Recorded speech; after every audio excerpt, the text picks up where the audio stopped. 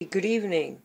I found two chicken thighs in my freezer, so I defrosted them, seasoned them up with a little paprika, salt, pepper, onion, garlic, 2 carrots, organic, half an onion, and some mushrooms. And I stirred in about a tablespoon of olive oil, salt, and pepper. Hang on.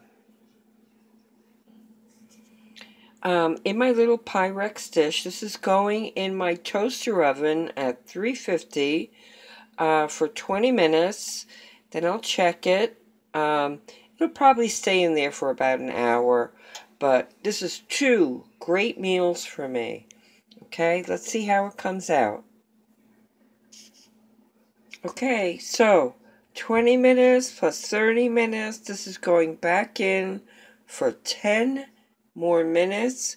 Everything shrinks, so I put more mushrooms and my asparagus. Let's check it out.